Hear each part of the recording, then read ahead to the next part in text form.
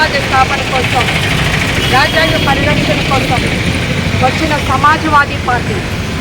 ఆ సమాజ్వాదీ పార్టీ మొట్టమొదటిసారిగా చరిత్రలో, ఆంధ్రప్రదేశ్ చరిత్రలోనే అందరూ ఆశ్చర్యపోయే విధంగా భూదిగంతాలు ఉన్నంత వరకు విశాఖ జిల్లాలో ఎక్కడా లేనటువంటి విధంగా మొట్టమొదటిసారి అర్ధనారీశ్వరుల్ని గౌరవించుకోవడం జరిగింది.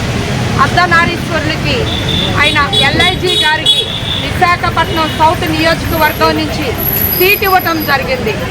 ఈరోజు మొదటిసారిగా అమ్మవారిని దర్శించుకొని, ఎన్నమ్మ తల్లిని దర్శించుకొని జరిగింది. అంటే అదేవిధంగా మన సమస్య మనం పరిష్కరించుకోవాలి, మన అభివృద్ధికి మనమే దారి వేసుకోవాలి, మన కన్నీళ్ళు మనమే తుడుచుకోవాలి. ఒక్కసారి మన ఓటు మనమే వేసుకోవాలి.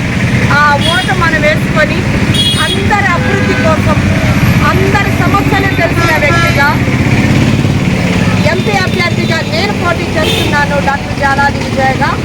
అంతేకాకుండా మా అన్న ఎమ్మెల్యేగా సౌత్ నియోజకవర్గం నుంచి చేస్తున్నారు.